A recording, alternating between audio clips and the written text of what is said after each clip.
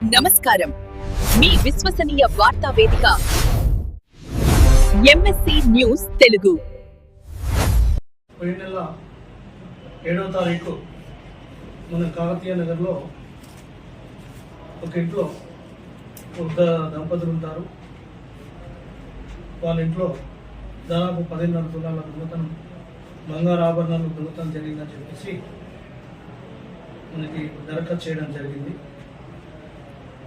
అందులో ఆ విషయంలో మా సిఐ గారు, సురేష్, ఎస్ఐ ఉమా, ఆ తర్వాత ఐడి పార్టీ కానిస్టేబుల్స్ వీళ్ళందరూ కూడా దాన్ని చాకచక్యంగా లోతుగా పరిశీలించి ఆ ఇంట్లో పనిచేసే వేమూరి శివ ఎలియాస్ సీత ఆమెనే తీసి ఉండొచ్చు అనే దానిపైన క్లూస్ లాగి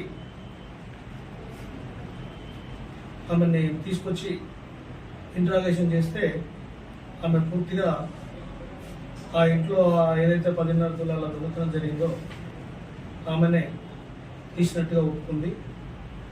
ఆ తర్వాత ఆ బంగారు ఆభరణాలు 2 ప్లేసుల్లో దాచిపెట్టడం, ఓ దగ్గర తాకట్టు పెట్టడం, మిగిలిన బంగారం కూడా ఖమ్మంలో అమ్ముకుందామని చెప్పేసి ప్రయత్నం చేస్తుండగా మన పోలీసు బృందం పట్టుకొని 9 తులాలు రికవర్ చేయడం జరిగింది. మిగతా 1.5 తులం కూడా ఒక దగ్గర తాకట్లో ఉంది. అది కూడా అతి త్వరలో లీగల్గానే రికవర్ చేసుకుంటాం. ఈ విషయంలో సిఐ గారు వారి బృందానికి అభినందనలు తెలియజేస్తున్నాను. అట్లే ఇప్పటి నుంచి ఎవరైనా ఇంట్లో పని మనుషులు కానీ కూలీలను పెట్టుకునేది ఉంటే ఖచ్చితంగా వాళ్ళ పూర్తి వివరాలు, వాళ్ళ చరిత్ర అవసరం అనుకుంటే పోలీస్ వెరిఫికేషన్ చేసి పెట్టుకుంటే మంచిది. అదేవిధంగా అందరూ కూడా సీసీ కెమెరాలో పెట్టుకుంటే ఇంకా చాలా మంచిది. ఇలాంటి కేసుల్ని తొందరగా మనం రికవర్ చేయొచ్చు, డిటెక్ట్ చేయొచ్చు.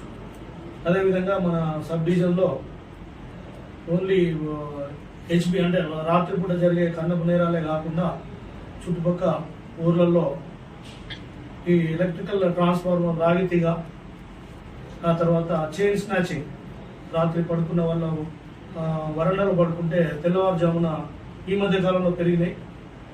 వాటి మీద కూడా ప్రత్యేక బృందాలను ఏర్పాటు చేసాం. అతి త్వరలో అవి కూడా ఛేదిస్తాం. Thank you.